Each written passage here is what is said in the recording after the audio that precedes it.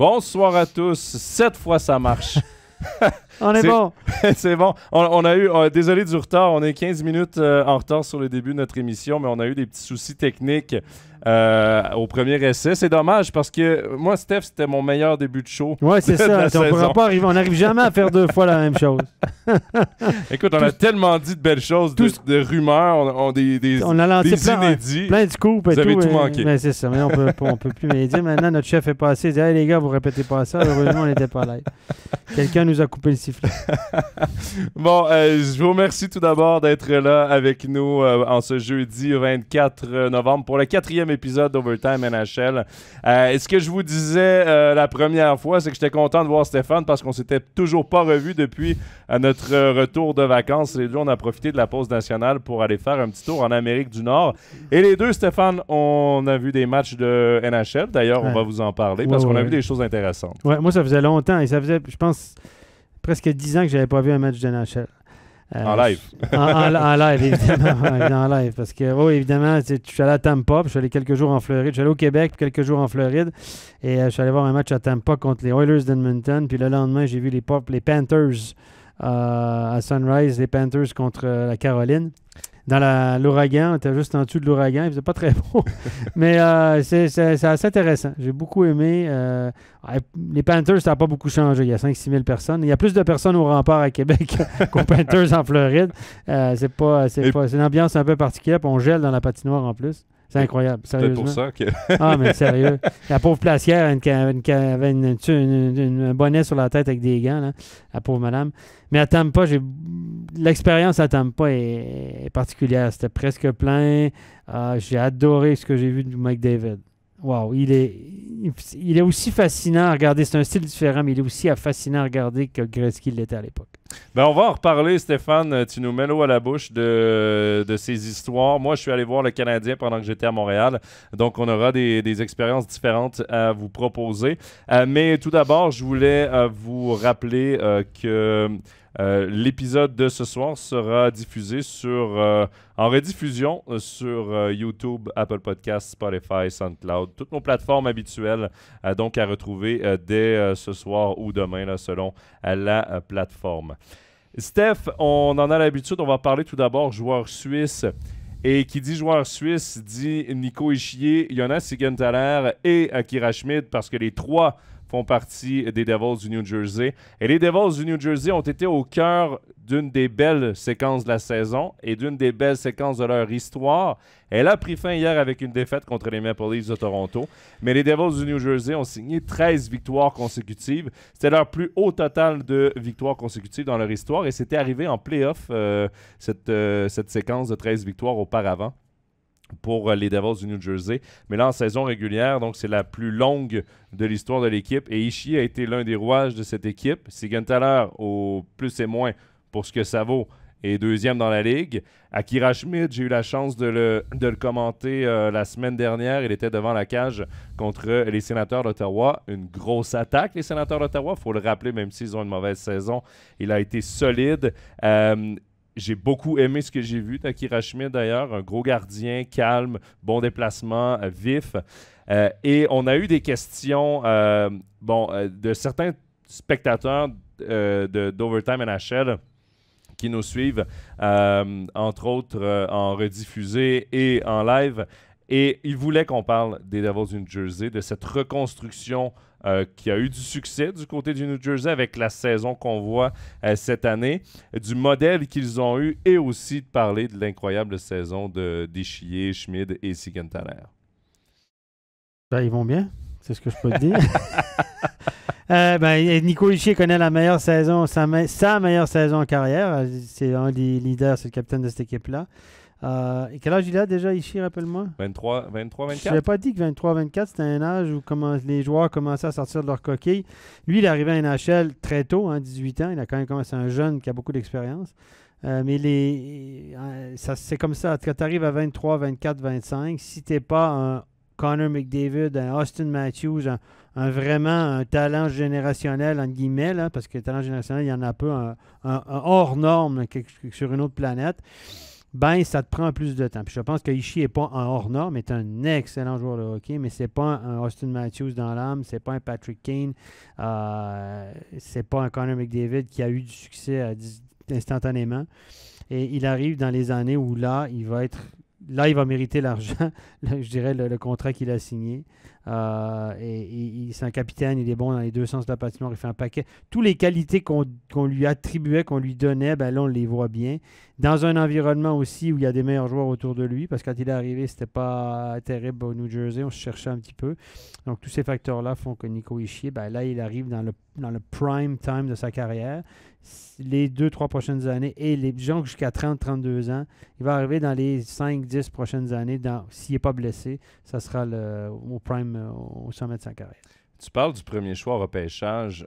Faut mettre en perspective, on peut faire une comparaison facile. Cette saison, le Canadien de Montréal a décidé d'aligner son joueur de son premier choix au total, Juraj Slafkovský. Pour l'instant, il a 5 points en 15 matchs. Si je ne me trompe pas là, dans les statistiques. C'est mieux que Shane Wright. C'est mieux que Shane Wright, mais ce que je veux dire, c'est qu'à 18 ans, c'est très tôt. Très tôt pour évaluer un joueur. Il a gagné quand même en maturité tout au long de ces années-là, dans des hauts et des bas, parce qu'il faut rappeler que quand Taylor Hall est arrivé au New Jersey, ils ont connu une très très bonne saison, et Nico Hischier en a profité d'ailleurs. Ouais, bien sûr. Hall qui avait gagné le MVP de la saison d'ailleurs. Mais c'est vrai que cette saison, il est le premier centre du premier trio. Jack Hughes fonctionne très bien également. On l'a vu sortir de sa coquille l'an passé. Lui aussi, un premier choix au total. Jesper Bratt. C'est sa troisième saison NHL. Ouais, et lui aussi. Puis il n'est pas encore, il va être bien meilleur que ça. Oui. Et Jesper Bratt également, qui est le meilleur marqueur de cette équipe. Ronde, hein? Ouais. Et moi, j'aime bien la signature de Ondrej Palat. Malheureusement, il est blessé présentement. Dawson Mercer. Moi, je le connais bien, Dawson Mercer. Un joueur que j'adore. Dougie Hamilton en santé, qui redevient défenseur. Signature. Exactement. Thomas Tatar. Qui fait le boulot qu'on attendait de Piquet Souban à l'époque, quand on est allé le chercher. Dougie Hamilton, c'est un sacré bon défenseur. Un des tops dans la Ligue nationale. Thomas Tatar qu'on peut ajouter comme vétéran, même Fabian Zetterlund comme jeune joueur qui a peu d'expérience dans le circuit. Sa deuxième saison, il est à 10 points en 15 matchs. Quand on met tout ça ensemble, ça commence à être une sacrée bonne équipe, les Devils du New Jersey. Et moi, Steph, quand j'ai commenté cette équipe-là, je préparais mon match et je me disais, l'attaque est solide, la défense tient la route, et en plus, il en manque deux. Il manque Simon Nemec, qui a été le deuxième choix au total de la dernière draft. Évidemment, un défenseur se prend toujours un peu plus de temps. Il va être très bon. Et il manque Luke Hughes. Luke Hughes, c'est le troisième de la lignée que je connais. Ouais. Défenseur. Et lui, à 19 ans, a dominé la NCAA. À 18 ans, plutôt, a dominé la NCAA, ce qui est surprenant pour un défenseur. Habituellement, c'est beaucoup plus tard, la NCAA. Il faut rappeler que c'est jusqu'à 24 ans. Là, tu joues contre des hommes. Habituellement, les joueurs dominent beaucoup plus sur le tard dans la NCAA, sauf les exceptionnels qu'on va les appeler, parce qu'on va donner quand même du temps à Luke Hughes de s'installer dans cette ligue-là, dans cette NHL-là. Mais ces deux jeunes joueurs-là, Luke Hughes, si je ne me trompe pas, c'est également un deuxième au total ou troisième au total. Ça fait quand même deux défenseurs d'avenir. L'avenir semble radieux quand même du côté du New Jersey. Le noyau est très, très jeune. Donc, c'est une équipe qui personne ne les attendait là à ce moment-là. Et comme on le voit dans les commentaires, comme Steve nous le dit, 82 matchs, on se calme, les gars, on se détend, évidemment. Voilà, donc la loi de la moyenne va les rattraper.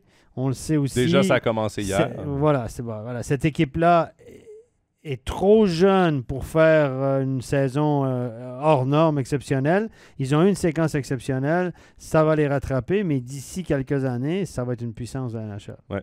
Et c'est certain que pour l'instant, c'est pas des contenders. C'est pas une équipe qui peut viser le titre. Soyons honnêtes, même s'ils ont un début de saison exceptionnel.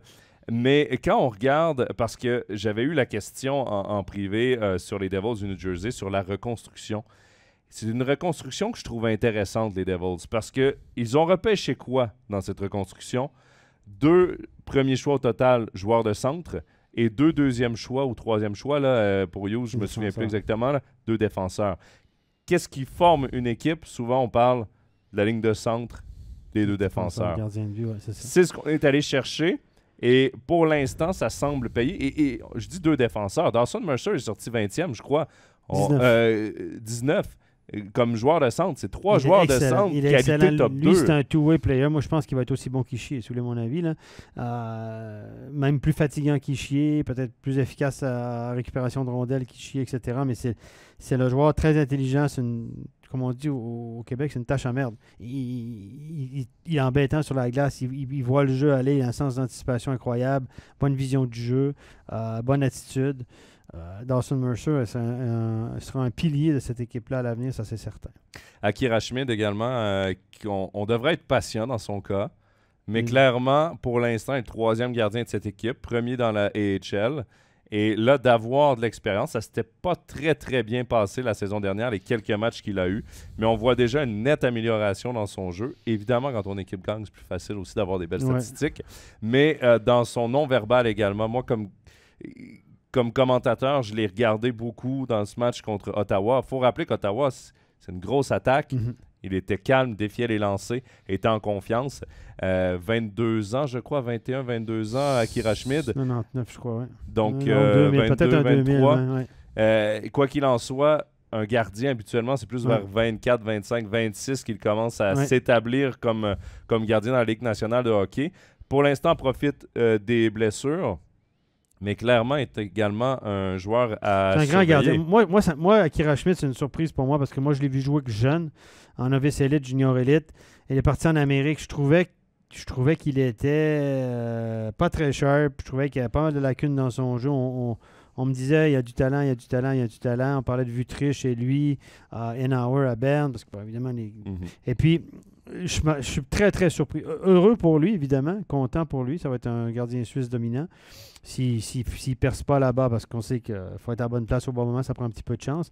Ça va être un gardien dominant ici en Suisse. Mais je suis très surpris qu'il sorte de sa coquille et qu'il réussisse éventuellement à se faire place en NHL. Moi, j'aurais en tout cas pas parié là-dessus. Il y a Chuck qui nous avait envoyé une question et j'étais encore au Québec à ce moment-là, donc c'était il y a quelques semaines. Il parlait de commentaires de Jonas Siegenthaler qu'il avait fait aux interviews de fin de match lorsque Schmid a remporté sa première victoire. Et Siegenthaler disait que la Suisse crée moins de gardiens qui sont en NHL, donc que c'est une belle nouvelle de voir Schmid y accéder. Et Chuck, dans son commentaire, nous dit c'est vrai parce que c'est la vérité. Il y a eu qui? Il y a eu David Ebichère, il y a eu Jonas Hiller, Martin Gerber, Reto Berra qui est allé une courte période.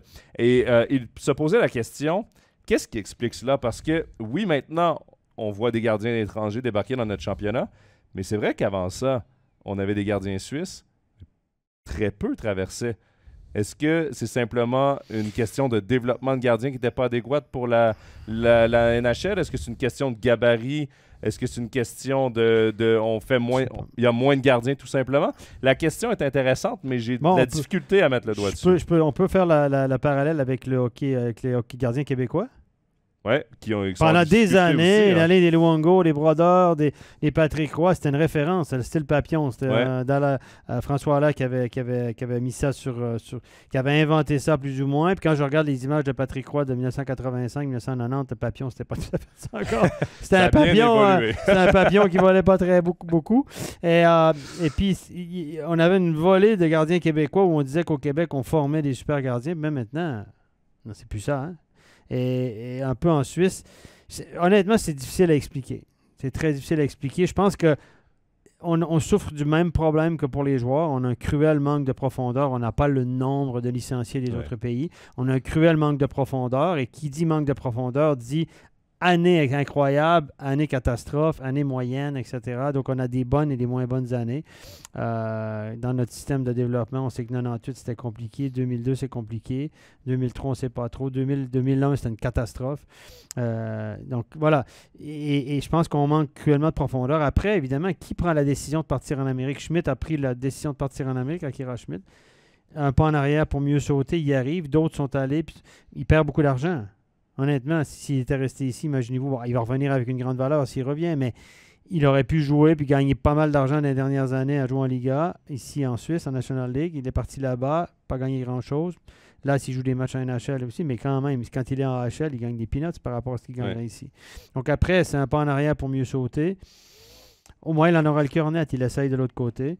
Et puis voilà. Mais comment expliquer pourquoi? Franchement, on peut presque inclure Cristobal Huet là-dedans, le gardien suisse. Hein? Oui. Parce que bon, c'est un gardien français, évidemment, mais il a joué à Lugano, en très jeune âge, est parti, donc presque un Suisse. Est-ce que tu mets Merzlikins aussi dans le...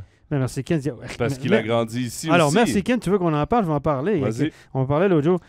Merzlikins, là, c'est un gardien qui est venu en Suisse, évidemment, pour se développer. Il a la licence suisse.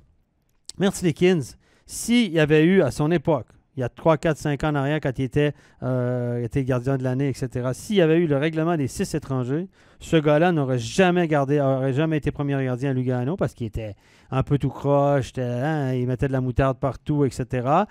Mais s'il y avait eu le règlement des 6 étrangers, il n'aurait jamais été premier gardien, il n'aurait jamais été une carrière NHL. Me trompe? Non, je suis d'accord avec toi. Ben, qui sont les Merzlikins d'aujourd'hui? Quels gardiens aujourd'hui n'ont pas la cage en Suisse parce qu'il y a des étrangers? Qui souffrent des 6 étrangers? On va le voir dans quelques années. Évidemment, c'est difficile à dire parce que... Mais typiquement, Merzlikins est venu en Suisse, évidemment. C'est un étranger à licence suisse. Mais lui, s'il n'est pas premier gardien à Lugano, puis on ne lui donne pas toutes les chances de la terre de se mettre en valeur, puis être élu gardien de l'année ici, puis d'avoir des trucs sur lui, il n'est pas un NHL aujourd'hui. Ben voilà, première conséquence peut-être des conséquences du système qu'on va avoir d'ici quelques années, où des jeunes gardiens suisses n'auront pas la chance, comme des jeunes joueurs de centre ou des jeunes défenseurs suisses qui n'auront pas la chance puis de se faire valoir pour repartir de l'autre côté, parce qu'ils n'auront pas le même rôle. Si Pius Suter était revenu, quand il est revenu de l'Amérique du Nord pour jouer aux Zurich Lions, puis il jouait sur les 2 premiers blocs, en Amérique du Nord, il était bon, c'est un point par match, en OHL, par pêché, pas un gros gabarit. Il est revenu à Zurich. Il avait du temps de glace de qualité. Il jouait avec des étrangers. Aujourd'hui, il jouerait sur quel bloc, Pius Suter, en venant à Zurich? 3e, 4e bloc. Est-ce qu'il serait retourné à NHL? Pas sûr. C'est très intéressant. Il y a Benji qui dit Ludovic Weber souffre à Zurich. Moi, tu parles de Merzlikins. Moi, le parallèle que je ferais, et là, je ne veux pas comparer les 2 gardiens, mais Van Pottelberg, drafté par Détroit, est ici pour se développer, obtient un poste de numéro 1 à Bienne. Là, il est blessé, mais Bienne a quand même signé un gardien étranger. Est-ce qu'il l'aurait signé s'il n'avait pas été blessé? La question, elle est là. Mais quoi qu'il en soit, quand il va revenir dans l'alignement... c'est quoi son rôle? Est-ce que tu le remets premier? Parce que s'il est premier et qu'il fait mieux que Sateri, la NHL... Sateri était en NHL la saison dernière. Est-ce que les Red Wings vont vouloir le signer parce que finalement, il est meilleur que l'autre? Puis comment... c'est ça. Donc, ça. Oui, le rôle... Et puis dire qu'il y a des clubs qui militent, Joe, pour avoir 10 étrangers. 10, ça a été discuté. Un président de club qui m'a dit, c'est un sujet sur la table.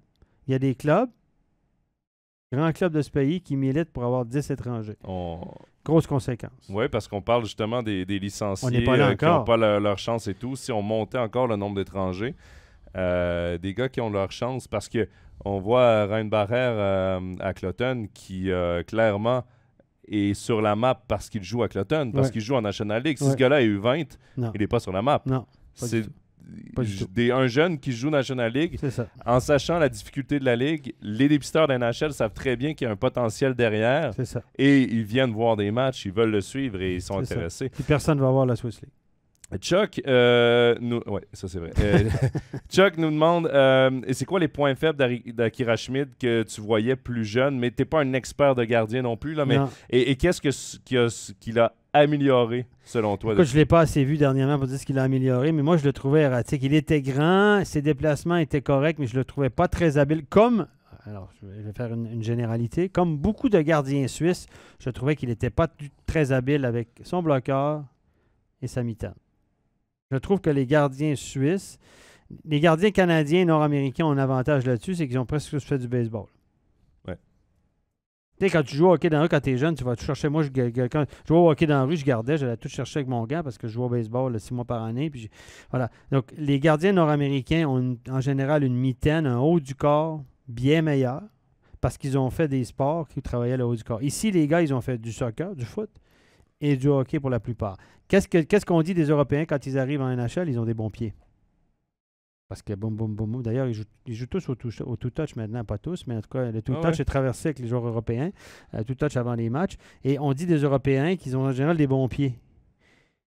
Et on dit des Nord-Américains, des gardiens qui jouent en général beaucoup de coordination avec le haut du corps. Ce qui est une faiblesse du hockey suisse. Moi, je vois encore beaucoup de gardiens en Suisse attraper des rondelles comme ça.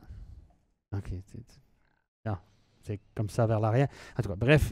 Et puis, voilà, Matteo Ritz à Lausanne était pareil. Et ce que je voyais chez Akira Schmidt, c'est le même défaut, le haut du corps. Le haut du corps ne suivait pas du tout. Maintenant, il doit sûrement l'avoir développé. Et s'il arrive aux portes de la NHL, il doit quand même avoir quelque chose. Oui, clairement. Je ne l'ai pas vu dernièrement, mais ce que je voyais de lui, c'est le même problème, un problème récurrent chez les gardiens suisses, le haut du corps. Je fais une généralité. Je te dirais que pour la majorité de ce que j'ai vu en junior, c'était ça. Il y en a d'autres qui sont un petit peu plus habiles. Je pense au jeune Kevin Pache, qui est aussi en Amérique du Nord, dans la même ligue où a joué Akira Schmidt, et qui est le gardien de l'équipe nationale, qui est une patte gauche, hein, et qui appartient à Lausanne, là, et qui devrait revenir à Lausanne. Parce que lui, malheureusement, Kevin Pache, beaucoup de talent, très talentueux, et pas grand. C'est pas 1m80, donc c'est compliqué. Le modèle pour lui, c'est Gauthier Desclous.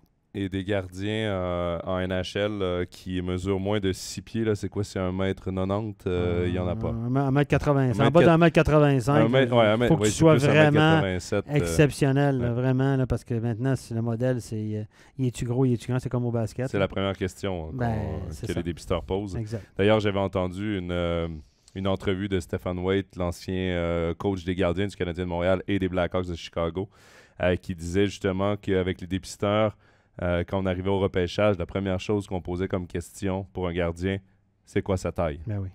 Première question, même pas est-ce qu'il est talentueux, est-ce qu'il a des bonnes jambes, est-ce qu'il a des bonnes mains, est-ce qu'il est grand? Est-ce qu'il est grand?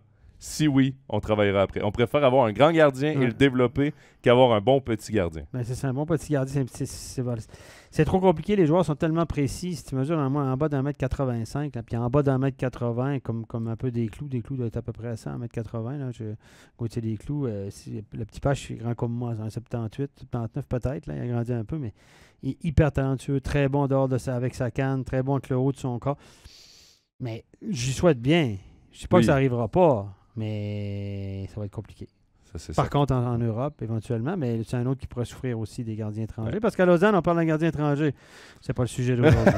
C'est pas le sujet d'aujourd'hui. On en parlera la semaine prochaine dans Overtime. Ouais. Quoi qu'il en soit, pour terminer la boucle sur les Devils du New Jersey, vraiment une équipe à avoir joué. Moi, c'est la première fois que je trouve les matchs des Devils intéressants. Ils sont pas dans un système défensif endormant. Non.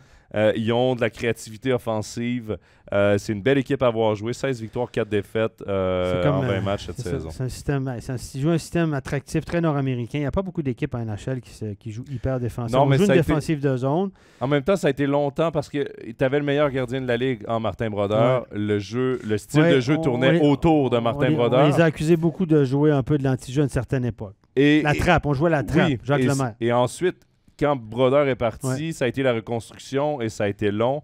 C'était pas une équipe qui était très excitante à avoir joué. Un mardi soir au New Jersey. Il n'y a pas grand monde en plus au New Jersey. Il n'y a pas grand monde. Dans un ghetto, là, dans un quartier pas terrible en plus. Là, c'est pas. Faut pas se promener là le soir à New Jersey. Hein. Les joueurs je connais un joueur qui est allé au camp d'entraînement au New Jersey, puis un soir, sa copine était venue au camp d'entraînement, puis il est allé faire un tour le soir, manger dans un resto, puis le lendemain, les gars, ils ont dit on va plus jamais là. San Jose, semble-t-il également, le ACP Center, qui n'est pas dans un quartier recommandable de San Jose non plus. Paraît-il.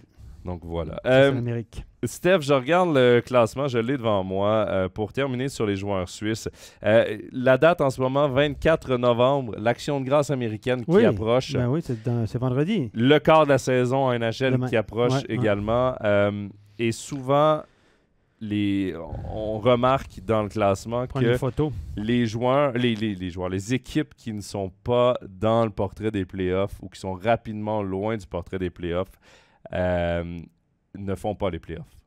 Quand ils sont à l'Action de grâce, habituellement, ils ne sont pas capables de revenir. C'est très, très rare. En Suisse, c'est la même chose. Ils disent toujours qu'à Noël, prendre une photo à Noël en décembre, puis on se trompe pas beaucoup. Sauf que là, je regarde le classement. Bon, évidemment, Arizona, on pouvait s'attendre à ce qu'il ne soit pas avec Yannis Moser. San Jose, ça va très mal Même si Timo Meier s'est réveillé, va bien. Même chose pour Moser, connaît un bon début de saison. Beaucoup de temps de glace. Beaucoup de temps de glace. Il joue 23-24 minutes par match. Tu utilisé comme un top 4. En même temps, il a le meilleur entraîneur pour le développer, André Tourigny. Ils n'ont pas d'équipe en plus. Ils n'ont pas d'équipe, donc tant mieux.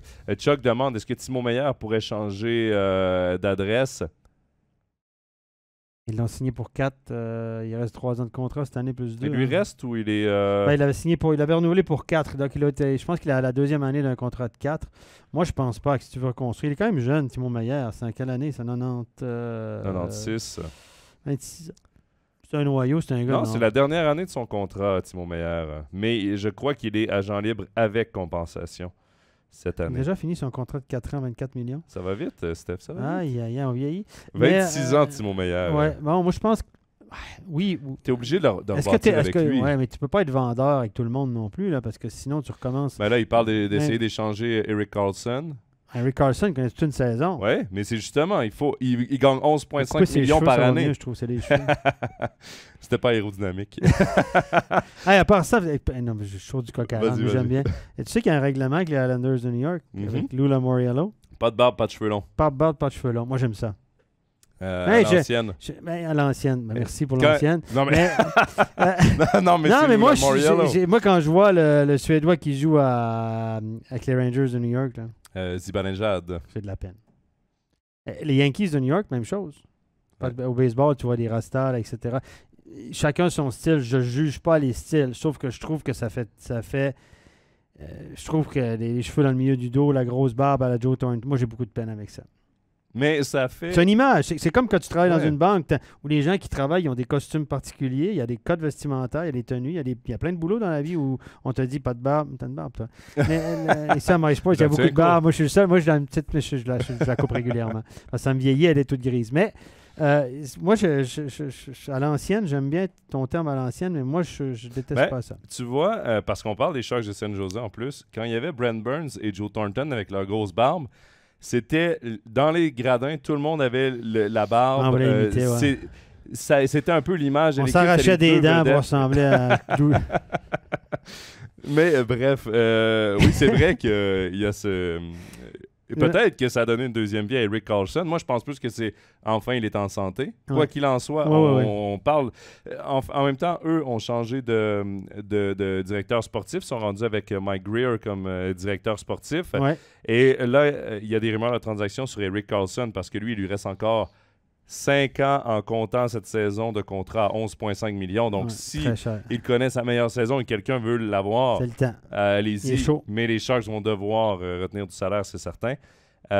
Mais honnêtement, je suis d'accord avec toi. Tu peux pas tout liquider. Timo Meier est le meilleur joueur de cette équipe-là. Tu peux pas reconstruire, recommencer. Tu peux pas mettre 20 jeunes, là. Tu vois les entourer un peu, là. Tu peux pas mettre 20 jeunes. Allez, apprenez à nager tout seul, débrouillez-vous, là, cherchez-vous des boîtes de sauvetage partout. Ça marche pas, là. Tu dois avoir Puis moi, je pense qu'ils vont faire de Timo Meier un joueur de concession qui va rester là longtemps. Et tu es obligé de garder un certain noyau, parce qu'au bout d'un moment, les jeunes vont se courir après la queue, là, puis tout le monde va prendre l'eau en même temps. Tu peux pas. En NHL, il y a la reconstruction, oui, recommencer à 0,0,0,0, là. Tu ne vends plus beaucoup de billets non plus dans les marchés qui ne sont pas naturels. Ouais, Chicago. Chicago l'a fait cette saison. Bon, t'as encore Kane et Taze. Oui, mais ils vont partir cette saison. C'est ce qu'on dit. Mais ils ont encore Taze. Taze, c'est sa dernière année de contrat. Oui. Et n'importe quelle équipe aspirante le veut comme troisième centre. Ouais. Parce qu'il gagne les mises en jeu, est encore hyper efficace. Ouais. Et offensivement, il est capable encore de fournir. Et Patrick Kane, lui, 2 ans de contrat encore en comptant cette saison. Lui, l'avantage, c'est qu'il a une plus grosse valeur parce que justement, il est encore une saison de plus sous contrat. Les deux, quand tu as échangé DeBrincat, Kirby Dach, Kirby Dach, ils avaient abandonné sur lui. Oui, mais quand tu as Martin Saint-Louis l'a fait ressusciter, on l'a mis à l'aile. Oui, mais c'est un ailier, il faut être franc, c'est un ailier. C'est un gros débat au Québec, ça. Hein? C'est un ailier. On a passé au moins 2 semaines sur ce sujet-là. Je pense la société au Québec, elle a des problèmes. Parce que quand tu dis, est-ce que Kirby Dach est un centre ou un ailier, c'est plus important que le résultat du Canada à la Coupe du Monde. Ça. Mais tu vois pourquoi c'est pas tout rose au Québec. Quand c'est ça le débat de société. Mais Dans les Kirby Duck, chaumières, c'est Kirby Duck lié au centre. Tout le monde a une opinion là-dessus au Québec. Incroyable. Alex DeBrincat, tu te débarrasses de joueurs comme ça Ouais. alors que tu commences une reconstruction. Les deux joueurs ont 21 et Ouais, 24 ans. DeBrincat, 24, 25, 26, quelque chose comme ça.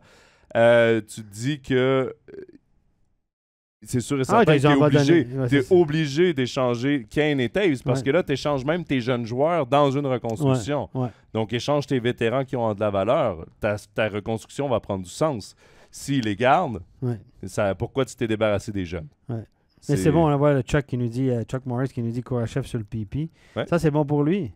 Pius Suter s'est bâti une carrière en NHL en allant à Chicago dans une année de misère où il n'y avait pas beaucoup de joueurs. Parce que Pius Suter à Détroit, c'est un petit peu plus compliqué. Ouais.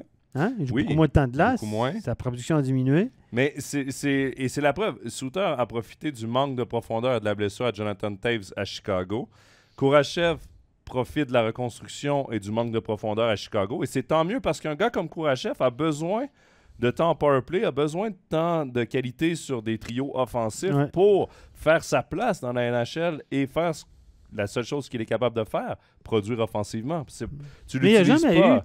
Kourachev, petite parenthèse, si tu regardes ses statistiques, même dans le junior, un point par match dans le junior du Québec, puis même limite, là. Il n'a pas affolé les compteurs dans le junior. Là. Il avait une très bonne 65 réputation quand il est arrivé. On le voyait comme... mais c'est On vrai l'a que... toujours vu très gros. Ouais. Même ici en Suisse, il est parti là-bas, mais c'est pas un gars qui affole les compteurs. Mais même quand il est revenu durant le lockout, il a joué à Lugano, pour en avoir parlé avec Serge Pelletier. Pas marqué un seul but en pas mal de matchs. Passeur, mais assez effacé quand même. Je n'ai rien enlevé là. Hein? Mais c'est pas un gars qui...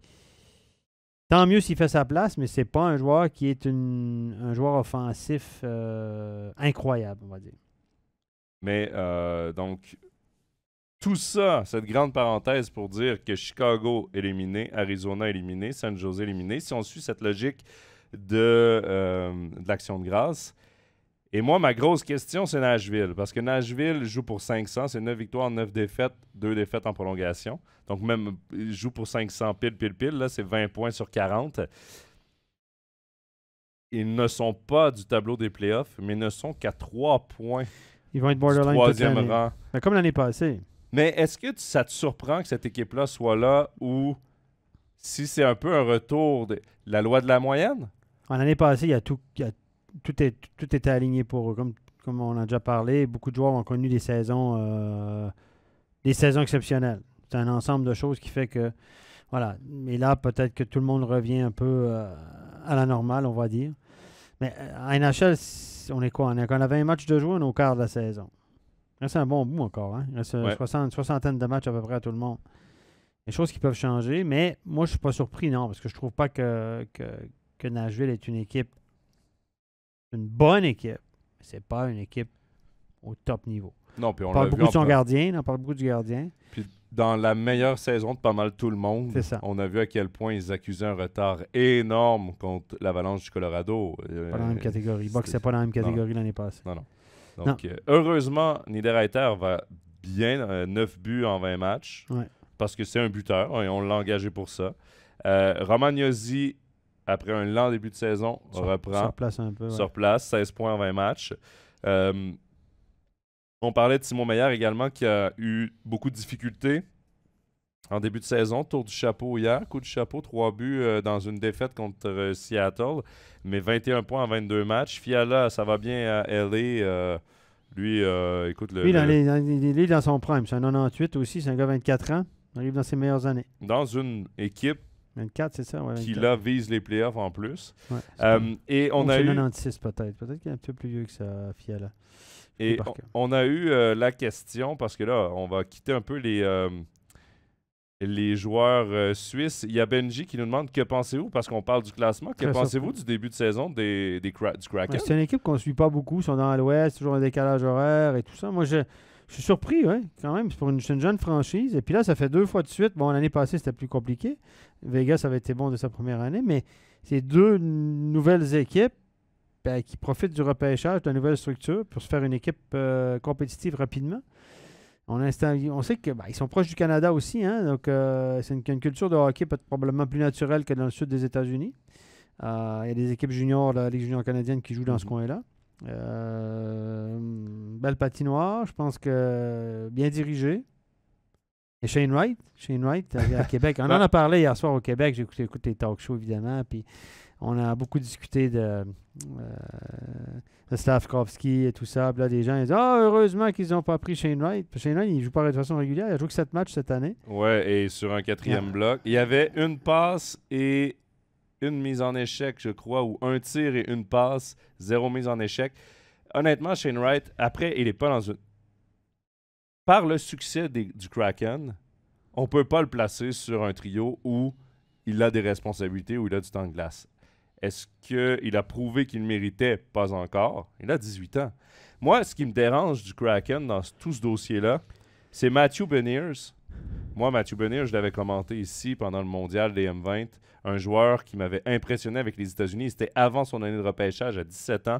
Contre des joueurs de 20 ans, je le trouvais déjà très créatif, explosif, rapide, même si c'est pas le plus gros. Il faisait sa place. Je l'avais trouvé très intéressant.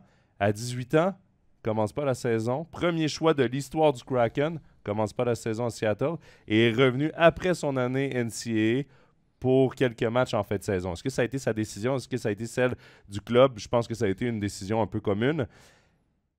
Mais pourquoi Shane Wright n'est pas en ce moment en train de jouer?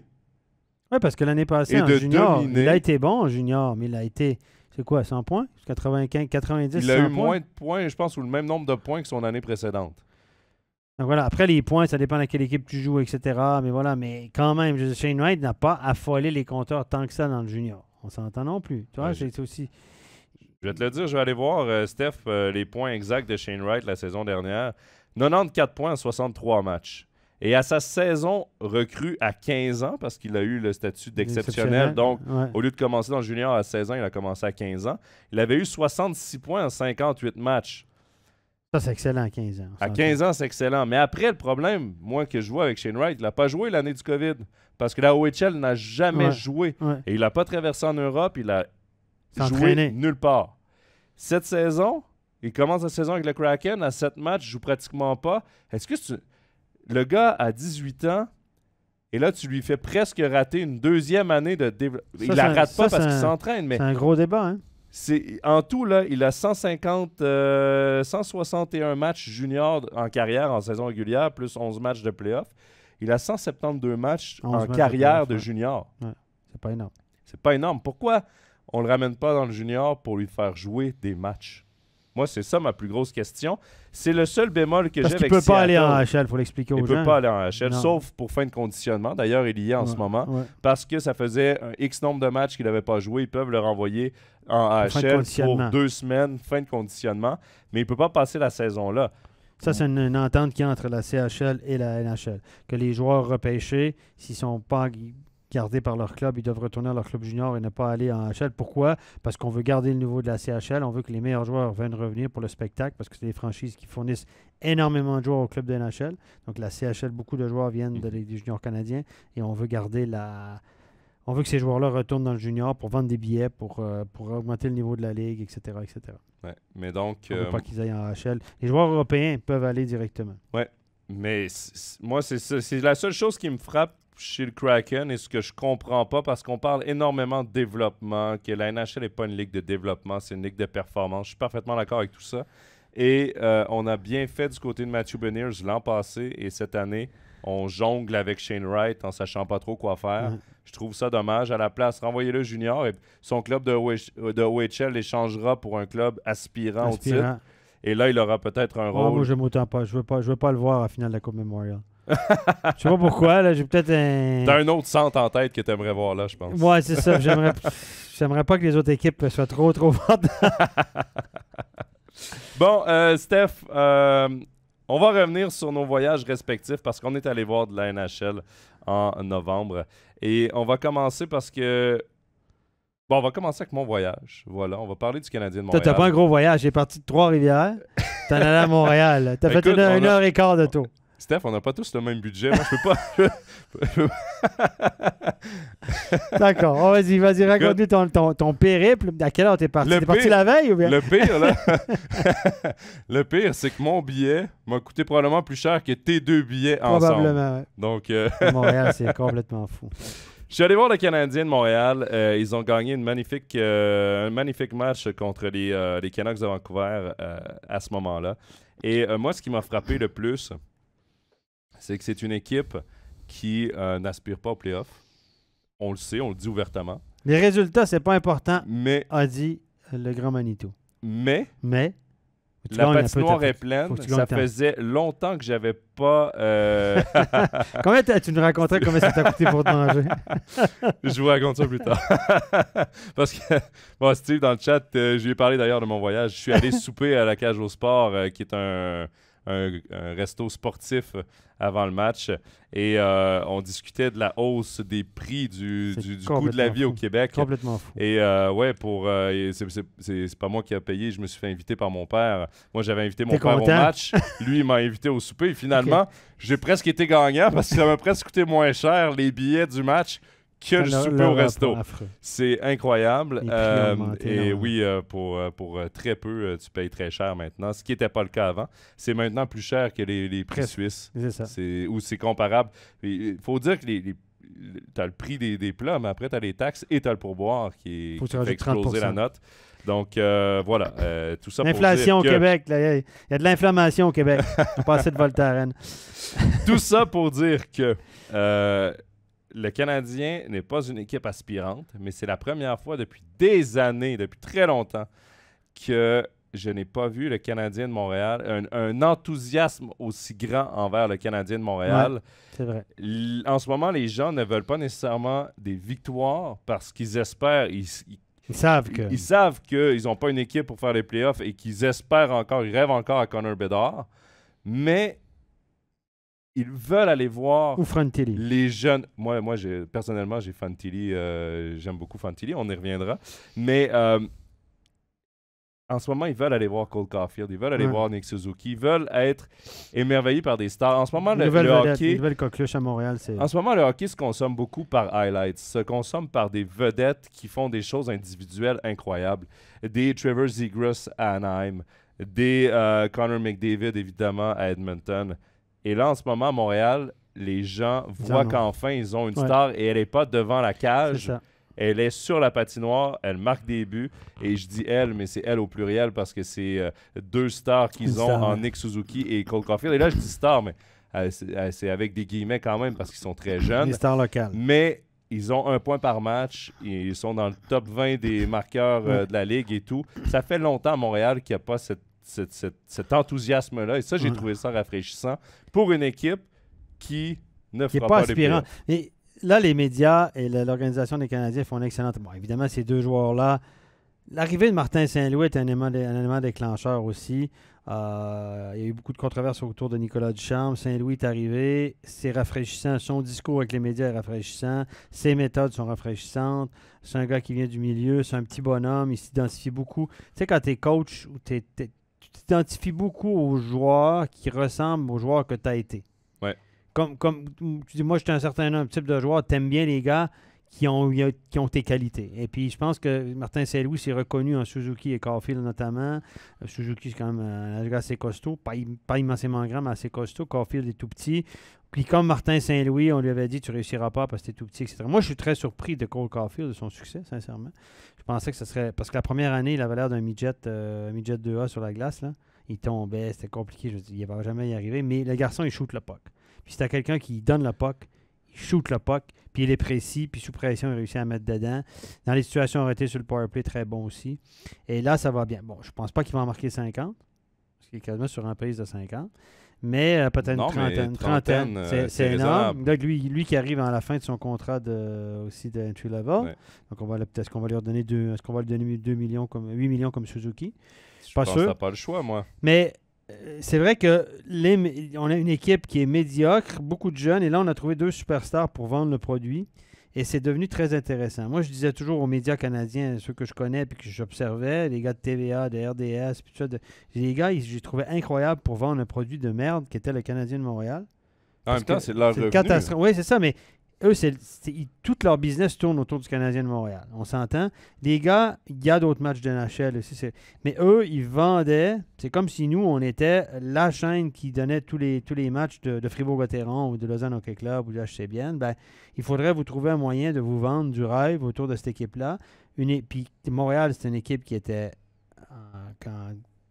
complètement perdu, qui allait nulle part avec cette complète reconstruction. Puis on réussit à vendre le produit. Puis là, on a trouvé 2 grandes vedettes qu'on va nous vendre à tous les coins de rue. Ouais. D'ailleurs, ils sont dans les spots de pub. McDonald's c'est avec incroyable. Cole Caulfield. Et là, honnêtement, moi, il commençait à m'énerver un peu le Canadien de Montréal pour différentes raisons. Je disais, les médias, ils sont incroyables pour réussir à nous vendre une histoire autour de cette équipe-là. Mais là, il y a vraiment quelque chose de rafraîchissant. Je dois dire que même moi, qui est devenu un cas très mitigé avec les Canadiens de Montréal, c'est mon équipe d'enfance, mais j'étais très critiqué avec eux, ils commençaient à m'énerver sur plusieurs sujets, plusieurs façons. Mais là, je te dirais que c'est rafraîchissant. Suzuki, il joue bien, il est malin, Voilà. Là, ils ont un petit passage un petit peu plus difficile. Là, ils ont réussi à gagner. Ce qui est normal aussi. Ce qui est normal. Là, ils nous vendent Jacky. Jacky en défense, un gars pas repêché, il s'est battu. Ça, j'ai un peu plus de peine avec ça. J'aime bien le gars, mais on nous vend un bagarreur, là. Donc là, on fait revivre le rêve Ça, c'est un peu old school, mais en même temps, le gars, il a gagné 2-3 combats et puis tout le monde le connaît au Québec. Oui.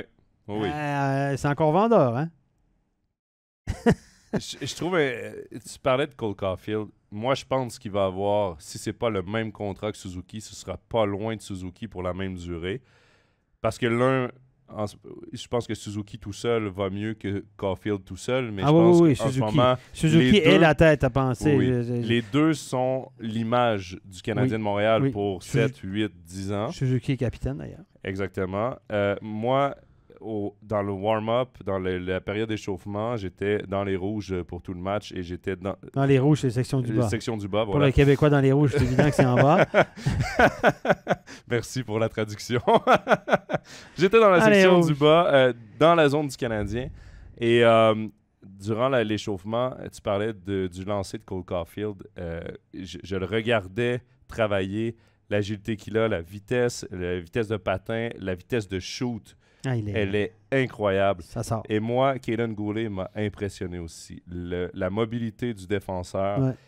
Ouais. Il a 20 ans. C'est surprenant aussi, ça. Moi, je me dis, dans 4 ans, il va être un défenseur dominant. Il ne sera pas une superstar. Il est grand, il est grand, sec et tout. Lui, il a eu du succès aussi dans le junior, même offensivement. Moi, je l'ai vu jouer.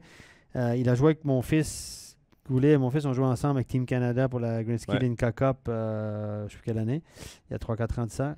Non, ça va être 3 ans. J'ai moins de 18 ans, donc voilà. Et puis, je le regardais aller, puis je me disais, ouais. Gros grand bonhomme, j'ai dit, ça va nous faire un Al Gill, là. Un poteau de téléphone qui ne bouge pas, mais... Au contraire, je me dis, là, il bouge. Même que c'est drôle parce qu'au Québec, ils en parlent, les spécialistes comme Guy Boucher, ils disent que c'est peut-être trop vite. Il a avalé des 22, 23, 24 minutes par match à 20 ans. Donc, il est souvent opposé au meilleur bloc adverse. Donc là, la question qui se sont posées, parce qu'au Québec, évidemment, on fait les questions, des questions, on décortique tout, chaque présence, tout. On s'est dit, est-ce que Goulet n'est pas trop utilisé, mis dans une situation où il va... Aussi bon soit-il, aussi surprenant soit-il, s'il n'est pas en train de le faire prendre trop l'eau, puis de le fatiguer, puis de lui donner 23-24 minutes tous les soirs, avec peu d'expérience, ne connaît pas la ligue, ne connaît pas les nouvelles patinoires, ne connaît pas les adversaires. Ça fait beaucoup de choses en même temps. Ouais. Et là, il y a le retour de Matheson en défense, le gars du West Island de Montréal. Puis là, il a un peu de peine, le gars. Là. Il est moins, je ne sais pas combien, avec le premier match. Mais le fait que Matheson est revenu, ça fait descendre un peu Goulet dans la hiérarchie. Ça fait descendre tout le monde. C'est une bonne chose. Et ce qui peut être une bonne chose pour le jeune Goulet, parce que trop de temps de glace, c'est des fois pire que pas assez. Pour un jeune, comme Goulet. Pour imaginer un peu aux gens l'importance qu'il avait pour le Canadien, il a été matché contre Sidney Crosby à 20 ans. Ah ouais, non, mais... Et il a fait un bon boulot. Il est obligé de jouer contre les meilleurs joueurs adverses. C'est compliqué, là. C'est là où il n'était pas dans la bonne chaise pour un gars de 20 ans. Mais il impressionne tout le monde. Benji dit, c'est quand même un peu triste pour un Québécois d'avoir comme star de son équipe un Américain. Bon, tout d'abord, Suzuki canadien. Ouais. Caulfield est Il américain. est américain, ouais. Mais dans la nouvelle Ligue nationale, je pense que les gens, surtout si on prend la Ils saison tiennent moins rigueur. les 15 dernières années, la superstar était Carey Price. Les années d'avant, le capitaine, c'était Saku Koivu. La dernière fois qu'il y a eu, il y a eu Kovalev aussi qui a été une star, qui a été une image du club. La dernière fois qu'on a vraiment eu des stars québécoises au Canadien de Montréal, c'était il y a très longtemps. Mais tu regardes la Ligue nationale, parce que beaucoup critiquent le Canadien de ne pas avoir assez de Québécois, mais tu regardes la Ligue nationale, il n'y a plus beaucoup de Québécois. Pourquoi tu parles de ça? Là? Ça, c'est un hors-sujet. Puis on a un problème de son tout à coup.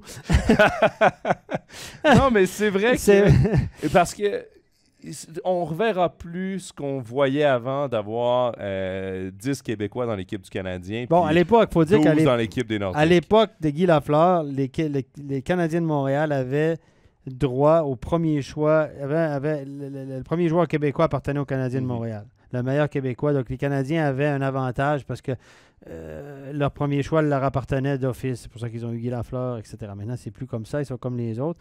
Mais je pense qu'on ne peut plus réfléchir comme ça. Il y a eu Jonathan Drouin. Quand on a cherché Jonathan Drouin, on lui a donné. Il était mécontent à Tampa Bay. Blablabla. Il était repêché 3e overall à Tampa. Ça ne marchait pas. Machin. On a été le chercher.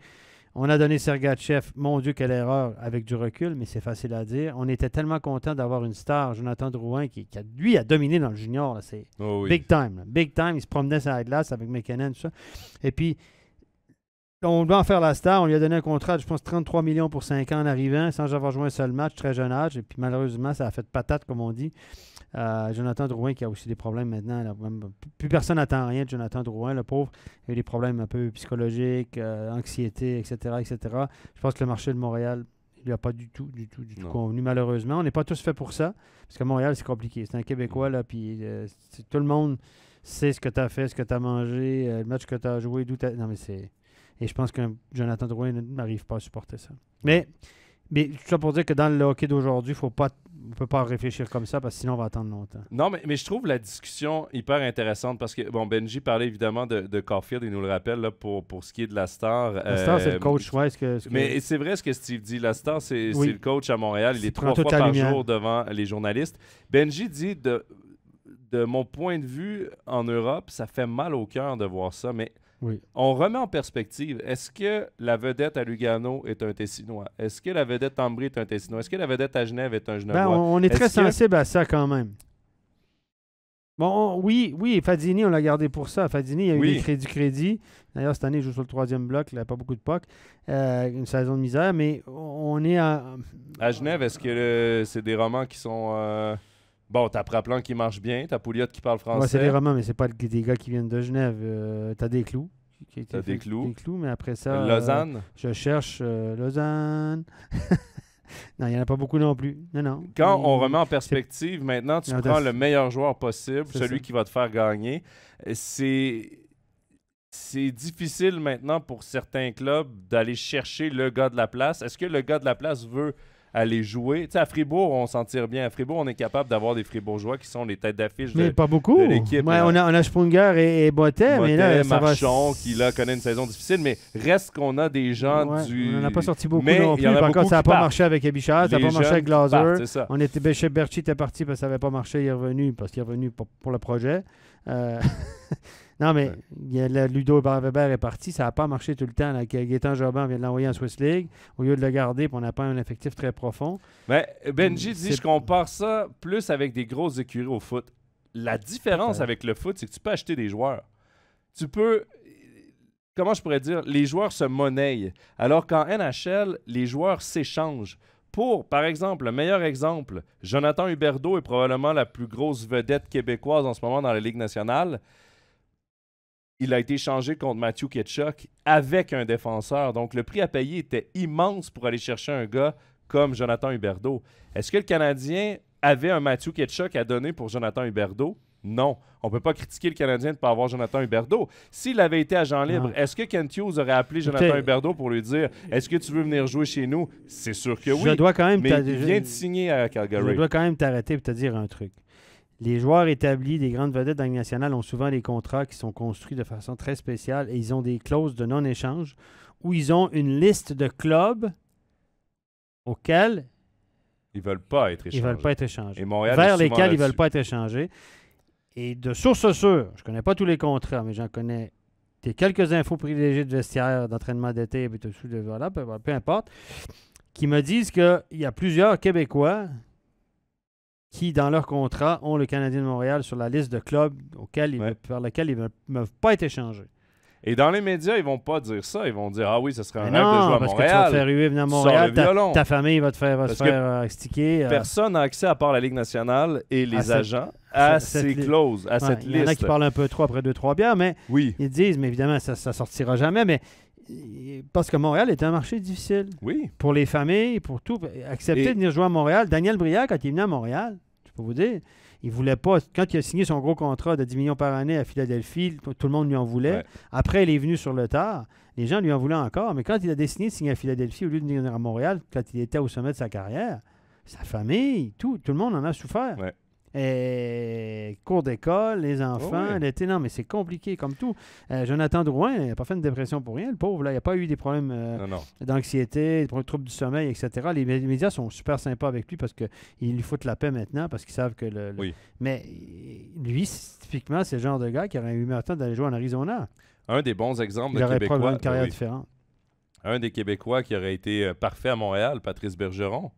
Patrice Bergeron était à Boston et déteste le Canadien de base de toute façon. Et il a fait sa vie à Boston. Ben Pourquoi oui, il il est pas reviendrait venu à à Montréal? Et là, la L'équipe grosse... en reconstruction, Boston, comme ils vont cette année? Et pour répondre à Benji aussi, la grosse différence avec les grosses écuries de foot, c'est qu'il n'y a pas de draft au foot. Non. Ils achètent En les joueurs. NHL, tu as un draft. C'est Donc, comme ici en Suisse. Exactement. En NHL, tu as du draft. Donc, automatiquement, le Québécois que tu vois, s'il n'est pas à ton rang de repêchage et si tu as un meilleur joueur Mais sur oui, ta tu peux liste, pas. tu vas prendre le meilleur possible. Ouais, tu ne peux parce pas que- toujours prendre un Québécois. Donc, si tu ne draftes pas nécessairement les Québécois superstars qui veulent pas venir chez vous jouer parce qu'il fait froid, parce que le marché est difficile, parce qu'il y a la pression C'est le montréalaise, festival des cônes oranges puis que ça coûte cher à Cage au Sport. ça commence à être compliqué. Donc, je pense que tout ça, ça a longtemps fait parler au Québec. Ouais. Mais je pense que les gens maintenant comprennent mieux que Les impôts. les impôts Très sont cher. énormes si on compare avec d'autres États américains ou même d'autres provinces canadiennes qui ont moins d'impôts. Quand tu mets tout ça ensemble, Ben oui. c'est plus difficile pour le Famille. Canadien de Montréal d'avoir des Québécois que jadis, où est-ce que, oui, il y avait autant de pression, mais ils avaient... Cette fierté. Exactement, c'était une fierté. Les gens grandissaient avec le Canadien de Montréal. Il y avait moins d'équipes aussi. Ouais. Donc, les Québécois qui étaient dans la Ligue nationale, il y avait moins d'équipes pour être. Donc, de toute façon, il y en avait plus dans chaque équipe. Mhm. Et nommez-moi le nombre de Québécois qu'il y a dans la Ligue nationale. Le Canadien, en ce moment, je regardais au début de la saison, là, dans les premiers matchs, Trentaine, je pense. le Canadien était l'équipe qui avait le plus de Québécois dans son équipe. David Oui. Savard, Jonathan Drouin, le gardien de but Montembeault, et il m'en manque un, je crois. Mais c'était l'équipe, je crois qu'il y avait 3 ou 4 Québécois. Ouais. C'était l'équipe à égalité au premier rang avec 2 autres clubs Ouais. qui avait le plus de joueurs québécois dans son alignement. Il y a C'est des dire à- organisations de NHL qui ne draftent jamais ou quasiment jamais Ouais. au Québec. Il y a des équipes de NHL qui n'ont même pas de recruteurs attitrés à la Ligue junior majeure du Québec. C'est ceux de l'Ontario. Des fois, il y en a 5 en Ontario. Vous comprenez pourquoi des fois les joueurs de la Ligue junior majeure du Québec sont un petit peu moins cotés. Mais parce que justement, quand tu arrives à la table, il y a un gars qui est allé voir tant de matchs au Québec, puis par ailleurs qui est attitré à l'Ontario. Puis donc quand tu arrives à la table, ben il y a un petit peu moins de push, un petit peu moins d'influence pour dire moi je suis là, il est vraiment bon, etc. Donc ça, c'est pas un mythe. Tout le monde Oui, le oui. sait, c'est documenté, tous les scouts le disent, tous les scouts, même les scouts attitrés au Québec, souvent il n'y en a qu'un par équipe, des fois 2. Ils vous disent, mais quand on arrive à la table, je peux parler? Oui, parce que moi, j'aurais voilà, donc voilà. D'où la raison pourquoi il y a souvent moins de Québécois repêchés que d'Ontariens, puis parce qu'il y a le mythe que la Ligue de l'Ouest, c'est beaucoup plus fort, puis la Ligue d'Ontario, c'est beaucoup plus fort, puis au Québec, c'est trop ouvert. Bullshit, il se marque plus de buts en Ontario qu'au Québec. Ah merde. Benji qui nous remercie pour nos réponses. J'espère que ça a bien répondu À ta question, mais je trouve quand même le parallèle intéressant parce que c'est vrai que le sport européen est tellement différent du modèle draft de sport nord-américain que parfois il y a ces petites différences qui peuvent être choquantes, oui, même pour les gens qui ont grandi là-bas, qui suivent le club, qui sont encore là-bas. Parfois c'est choquant, mais il y a tout un contexte également à expliquer de pourquoi parfois c'est plus compliqué d'avoir une star locale comme image. Ils veulent pas tout du tenir. club. Puis il y a même, moi, je peux vous dire qu'il y a même des joueurs Canadiens, Anglais ou même Québécois qui ont dit dans des entrevues, parce que les entrevues, on sait un peu comment ça se passe, les entrevues, puis qui ont dit à l'équipe de scouting, au general manager, parce que les scouts, ils rencontrent les joueurs durant l'année, après les matchs, ils vont manger avec eux, etc., etc. Et puis à la fin, quelques temps avant le repêchage, ils font des entrevues par Zoom ou en direct avec la head scout puis toute l'organisation, etc. Puis il y a des joueurs qui disent repêchez-moi pas, je veux pas aller jouer à Montréal. Ça, quand tu es un stud, tu sais que tu vas sortir en première ronde, tu peux dire Ouais. tu peux envoyer chier une équipe, mais si tu n'es pas un stud, tu peux pas trop faire ça. Mais il y a des joueurs qui ont dit je suis pas intéressé. Pas intéressé, milieu francophone, Montréal, pas intéressé. Je suis un Américain, je veux aller aux États-Unis. Et ça arrive. Hein? Puis quand tu te prends ça dans les dents, tu te prends ça dans les dents, c'est pas si grave. Non, mais Mais voilà, parce que dans la même année de repêchage, il y avait un certain Cam York, la même année que Caulfield sur erreur. Hein?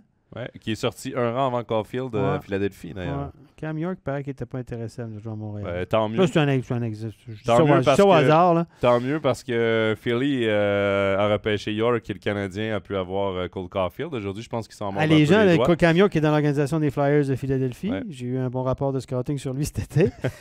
Mon petit garçon, à part ça. À part du fait qu'il ne voulait pas jouer à Montréal, semble-t-il. Mais et là, aujourd'hui, tout le monde se félicite parce que Cam York est plutôt à AHL. Il n'arrive pas à percer l'alignement, mais c'est un défenseur. Donc, tout le monde dit maintenant que le Canadien était chanceux que prenne Cam York, etc. Donc, voilà. Laurent Antonioli, qu'on salue, qui nous dit rappelez-vous du scandale Lindros avec les Nordiques de Québec. C'est vrai que c'est pas d'hier. Là, moi, je l'ai vécu. Toi, tu étais trop jeune. Moi, j'étais trop jeune. Toi, tu étais trop avec tes gamins. C'est la mère Lindros qui s'en était mêlée. Ouais. C'est-à-dire qu'elle ne voulait pas qu'il aille dans un marché francophone parce que c'était un bon Canadien anglais de l'Ontario. Évidemment, imaginez le Suisse allemand qui vient de la Suisse centrale et qui dit moi, je ne veux pas aller jouer en Suisse romande.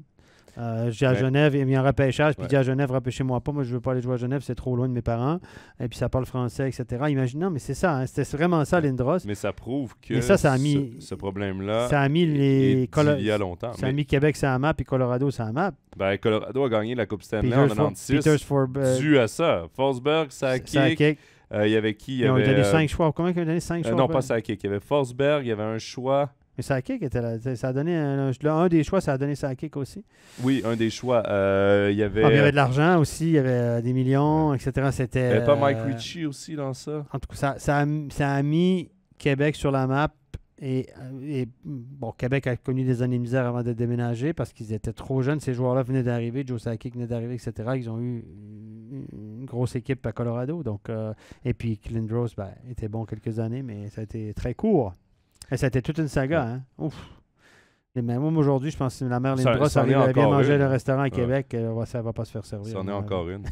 Steph, là, ça fait déjà 1 heure qu'on est en ligne. Oui. On n'a pas commencé encore l'émission. Je pensais pas qu'on dévirait autant, mais écoute, c'était intéressant, donc tant mieux. Il y a une dernière chose que je veux parler du Canadien de Montréal, et c'est la chose qui fait les manchettes partout. Partout à Montréal, partout au Québec. Honnêtement, si vous n'avez pas vu ça, je vous invite à aller voir les médias montréalais en ce moment. Peu importe lequel, honnêtement, choisissez, ils en parlent tous. L'ancien gérant de l'équipement du Canadien de Montréal, Pierre Gervais, qui a été là pendant 35 ans, a pris son... Oui, c'est le Jimmy, tu as dit l'équipement. L'équipement, oui, chef matériel. C'est le Jimmy Homer de la... C'est le Jimmy du Canadien de Montréal. C'est ça, exactement. Il a pris sa retraite au début de la saison, à la fin de la dernière saison, après 35 ans de service au sein du Canadien de Montréal. Il avait une réputation incroyable comme chef matériel. Il a fait les Olympiques avec le Canada. C'était la référence dans la Ligue nationale. Et il a sorti un livre qui s'appelle Au cœur du vestiaire. Je crois que c'est Au cœur du vestiaire. Écrit par Mathias Brunet, un journaliste de la presse. Et il a lancé quelques personnes en dessous de l'autobus. Vas-y. Et bon, je vous mets un peu en contexte. Le livre est sorti, lundi, je crois, ou mardi. Il n'y avait aucun joueur du Canadien de Montréal Ils ont fait le lancement au Centre Bell. Et aucun joueur n'y était, aucun membre d'organisation, sauf Chantal Maccabé, je crois, qui était pour les communications. Ça a beaucoup dérangé le Canadien de Montréal parce que les affirmations qu'il a faites dans le livre ont mené à énormément de questions aux joueurs dans le vestiaire. Et là, les allégations, ce qu'il mentionne, c'est que Ducharme n'a jamais été respecté dans son vestiaire, que Bergevin n'était pas respecté parce qu'il agissait comme un adolescent, il était habillé comme un adolescent, justement, le fameux style vestimentaire, que Max Pacioretty était une mauvaise personne, tout simplement, que même à Vegas, on ne l'aimait pas du côté des chefs matériels. C'est un gars qui est centré sur lui-même. Ouais, très égocentrique. Les journalistes le disaient à l'époque, mais maintenant que le chef Matt le dit, ça marche plus. Ouais. Mais Steph, moi, je veux te parler de ça parce que j'ai l'impression que c'est un peu la règle. Et tout le monde dit des petites choses ici, à gauche, à droite, mais de sortir dans un livre, puis de sortir de laver son linge sale, si on peut le dire comme ça, l'expression au Québec, elle se dit là, d'une certaine partie, puis de dire des secrets de vestiaire ou des choses qui se passent dans le vestiaire, comme par exemple... Mais ce qu'il a fait... Parce qu'il dit également dans son livre que les chefs matériels reçoivent un très gros pourboire à la fin. Mais est-ce que les joueurs donnent du cash ici en Suisse aussi, les joueurs donnent du cash pour le chef matériel à la fin là, il dit tout petite enveloppe de cash fort, à Noël et puis... Est-ce que c'est le genre de truc qui a sa place dans un livre? Parce que, honnêtement, moi, comme fan de hockey et tout, je l'ai déjà demandé à ma soeur qu'elle aime le chercher. Il y en a déjà plus dans les... qui aime le poste dès qu'elle en trouve un. Mais ça a eu un succès monstre. Oui. Ils ont réussi leur coup. Bon, la question est... je ne l'ai pas lu, j'ai lu les passages comme toi. Ce qu'on dit des médias, c'est qu'il y a 90 ou 95% du livre où c'est des belles histoires. Ouais. C'est des trucs sympas, le beau côté des choses. 2-3 fois, tu ramasses un gars sous la veille d'un match dans le lobby de l'hôtel, mais c'est pas un Québécois, donc on n'en parle pas. Mm-hmm. Ce qui a choqué, c'est qu'il a ramassé, entre guillemets, où il a été dur mais juste, parce que c'est vrai ce qu'il a dit. Oui. C'est son sentiment à lui, c'est un sentiment partagé. Tout le monde le disait plus ou moins en off, les journalistes d'ailleurs qui le dénoncent aujourd'hui, disent on le savait. Et il a dit, voilà, peut-être 5% de son livre, 10% de son livre, des trucs qui sont durs à l'endroit de certaines personnes, dont des Québécois, dont Dominique Ducharme que tout le monde essaie de protéger, Max Pacioretty, voilà, qui était capitaine, qui a été nommé par Michel Therrien. Puis Michel Therrien avait déjà dit dans un certain soir de brosse dans un club de golf que c'était un mauvais choix, etc. Ça a sorti dans les médias. En fait, tout ce qu'il a dit, qui Bergevin, c'est un ado, c'est un gars qui... Tout le monde le savait plus ou moins, tout le monde le supputait, les journalistes. Ça vient jusqu'à moi puis toi, là. Hein? Bon, moi, j'ai contact un peu là, voilà, par mon fils, des joueurs de NHL, etc., etc. Mais si ça vient jusqu'à nous, et que, voilà. Et lui, il le dit. Alors, les gars, ils disent, dans le milieu, la loi du silence dit tout ce qui se passe dans le vestiaire. Mais ce qu'il a dit, c'est son sentiment par rapport à certains joueurs. Des faits. C'est clairement ce qu'il a vu, lui. Ducharme a perdu son vestiaire. Qu'est-ce que tout le monde le savait? Non, il dit pas qu'il l'a perdu, il dit qu'il ne l'a jamais eu. Ça te surprend? Est-ce que ça te surprend? Non, parce que je l'ai dit dès qu'il a été à la place de Jeff Claude Petrie Julien. qui l'a regardé. Ça se sentait, ça se voyait, les journalistes le supputaient. Les journalistes se font dire des trucs en off aussi par les joueurs, parce que les joueurs tentent de se faire excuser pour un paquet de trucs. Ça marche comme ça, hein? Ah, mais tu vois, non, mais... Donc, il dit aux journalistes pour expliquer les mauvaises performances, etc. On sait comment ça va. Et puis moi, je sais qu'il y a une loi non écrite qui dit, mais ce qu'il a dit, lui, il est venu à l'émission JC à TVA Sport pour se défendre en disant « Je n'ai pas de secret de vestiaire, je n'ai rien dit de personnel sur la copine des joueurs, sur celui qui trompait sa femme, sur celui qui consommait, sur celui qui faisait trop la fête, sur celui qui... » Il dit « Je n'ai rien dit de secret personnel, des histoires de famille, des histoires de... » On sait que des histoires, il y en a plein d'histoires dans le vestiaire. Mais il dit, je n'ai jamais dit ça, je l'ai juste dit mon sentiment, ma relation avec Pacioretty, la relation qu'il avait, c'était pas un très bon capitaine. Tout le monde l'a supputé. Bergevin, c'était un très spécial, un personnage très spécial. Tout le monde le savait, les journalistes le disaient plus ou moins à mot couvert, mais comme ils voulaient soigner leur relation, on fait attention. Donc, il a Nicolas Duchamp qui a jamais eu son vestiaire. Dominique Duchamp, personne n'est surpris de ça. Et là, il dit, mais il a été trop loin. Excuse-moi, tu peux pas dire que des trucs à l'eau de rose non plus. Parce que il y a la vérité qui doit sortir. Puis il aurait pu en dire, hein? L'époque de Chelios, Svoboda, Shane Carson, la veille d'un 7e match. Moi, je les ai vus, les gars, ces gars-là, que j'étais aux études à Montréal. Je peux le dire, ça? Maintenant, il y a prescription. Non, mais il n'y en a plus un qui joue. Moi, j'écris pas de livre là-dessus sur les Canadiens de Montréal, mais à l'époque, j'étais à l'Université de Montréal, puis je sortais toujours sur la rue Prince-Arthur à Montréal. C'était des bars pas si mal. Jeudi soir, c'était le soir où on sortait, évidemment. Et puis, la veille d'un 7e match de play-off, je suis sorti dans ce bar-là et j'ai vu 4 joueurs des Canadiens de Montréal danser sur le bar et tout ça, la veille d'un 7e match. Il n'y a pas de photos, on n'a pas de Natel à l'époque. Ouais. Parce que tout le monde aurait pris des photos, mettre ça sur les réseaux sociaux. Non, voilà. Donc, ça, il n'a jamais raconté ça. Parce que lui, il doit en savoir. Hein? Ouais. Dieu sait qu'il a lancé des trucs comme ça, des petites magouilles qui ne sait pas. Mais c'est la vie de tous les jours, la vie d'un vestiaire de hockey. Et là, de dire qu'il a transgressé un tabou, les joueurs disent ben, il avait une bonne réputation, tout le monde l'aimait, pourquoi il a fait ça? Je comprends l'idée, mais à un moment donné, bon, d'autres ont sorti qu'il était le chef matériel, il voulait reprolonger son contrat pour 3 ans et que Marc Bergevin lui a dit non, on ne te donne qu'une année, on va t'annoncer que c'est ta dernière année, ça va être ton tour d'honneur et puis ça sera fini parce qu'on doit laisser place aux plus jeunes. Et puis la rumeur dit que il ne l'aurait pas accepté, donc c'est pour ça qu'il avait une petite crotte sur le cœur et puis qu'il l'a laissé sortir. C'est vrai, c'est pas vrai, on ne sait pas. Mais toujours est-il que le gars, il a dit publiquement « je regrette pas », etc. Il y en a d'autres qui ont dit que c'était pour vendre le livre, pour rendre ça intéressant. Ben, peut-être que comme il y a eu de la frustration, beaucoup de commentaires autour du livre, ça a permis de le vendre parce que là, il n'y a déjà plus de copies nulle part. Ça va battre un record, ça va être un best-seller. Moi, je trouve ça drôle. C'est une question de culture. C'est quasiment... Écoute, c'était, juste pour moi situer les gens, c'était tellement important, cette histoire-là, que ça a complètement éclipsé le fait que le Canada jouait à la Coupe du Monde pour la première fois en 36 ans. On parle, c'est l'affaire de l'heure. C'est l'affaire de l'heure au Québec. On a arrêté de parler du COVID pendant 3 jours au Québec parce qu'on parle encore du COVID au Québec. Hein. On est encore à fond là-dedans. Les hôpitaux sont pleins. Mais on a arrêté de parler des affaires habituelles, des potins habituels pour ça. Et tout le monde a une opinion là-dessus. Et c'est là où on voit, c'est un livre du chef matériel du Canadien de Montréal et ça fait 1 semaine que c'est partout dans les médias, que ça fait un tollé à Montréal et ça vous prouve juste à quel point les gens sont passionnés de hockey et il n'y a que ça. Là, la neige a commencé à tomber, hein, tout le monde a arrêté un peu de vivre au Québec et survit avec l'hiver qui commence. Et il y a ça qui arrive, ça fait... Moi, honnêtement, je pense que ce qui a créé ça aussi, c'est peut-être un peu le timing aussi. Il sort ça dans 5, 6, 7, 8 ans. Mais oui, mais là, les joueurs ou les personnes ne sont plus nécessairement dans l'entourage de la Ligue nationale et ça passe crème. S'il parle de Ronald Coré, l'ancien président du Canadien, au lieu de parler de Marc Bergevin, ça passe. Ouais, parce que mais là, c'est des gars qui Michel sont... Therrien, Dominique Ducharme qui essaie de avoir un poste dans le junior ou un poste... Ça, par contre, ça va être dur pour lui, effectivement. Ben, là, donc là, il y a beaucoup il perd de la crédibilité. Confrères qui commencent à... dont Joël Bouchard qui a essayé de le défendre en disant, attendez, c'est vrai que Ducharme, il a un bon pedigree au niveau junior, il a coaché les U20 canadiens, etc., mais ce que j'entends sur Ducharme, ça me fait penser à ce que j'entendais sur Jean Perron à l'époque. Ouais. Un bon coach, je connais la game, mais il y a un petit bout de sa personnalité qui c'est juste pas possible à ce niveau-là. C'est vrai, c'est pas vrai, je le connais pas. Je le connais pas personnellement, mais ce que je vois aussi, je suis pas sûr. Écoute, il n'y a pas de fumée sans feu. Voilà. On voyait quand même ce qu'on voyait. Et moi, c'est ça. Je pense que le timing... Faut pas le dire. Mais écoute, moi, je... Faudrait pas le dire. J'ai de la peine avec ça.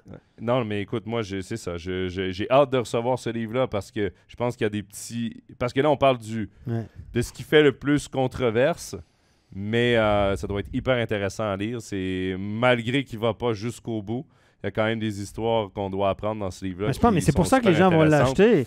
Pour savoir les petites histoires croustillantes qu'on ne sait pas, qu'on suppute, etc. On veut savoir des trucs qu'on ne sait pas déjà, que les journalistes ne nous ont pas racontés, les histoires des voyages sur la route. Mais il y a plein de détails. Surtout qu'il a connu une époque de 35 ans. Donc, il a connu l'époque où les journalistes voyageaient avec les joueurs, où il n'y avait pas les médias sociaux. Donc, les joueurs sortaient la veille d'un 7e match. Parce que là, tu n'aurais plus un joueur... Le temps qu'ils prennent la photo et qu'ils aillent la faire finir au magasin. Fais pas la distribuer à l'école le lendemain au bout. Non, parce que maintenant, les joueurs vont dans des clubs privés, ils ont souvent des accès privilégiés pour certains clubs. Ah non, mais ils sont isolés, il n'y a pas de Natel, ils vont souvent pas où il y a du monde, même dans le junior, je vous le dis, hein, c'est très, très, très, très prudent parce qu'aujourd'hui, tu prends un gars, une photo un peu bourré dans un coin, quand il fait à peu près comme tous les gens, de temps en temps, les gars ont le droit de sortir aussi, il ne faut pas déconner, là. Oui. Mais c'est des personnalités publiques. Donc, est-ce qu'ils ont, la question est de Ouais, Fabien Lucie, Fabien. est-ce qu'ils ont gagné le 7e match le lendemain? Sais-tu, je me souviens. Je me souviens pas c'était quelle année exactement. Écoute, j'étais à l'université entre 87 et 1991, l'année que je suis parti en Suisse. Donc, il faut regarder. Je me souviens, il me semble que c'est une série canadien nordique même. Voilà, des moineaux habituels là, qui sortaient.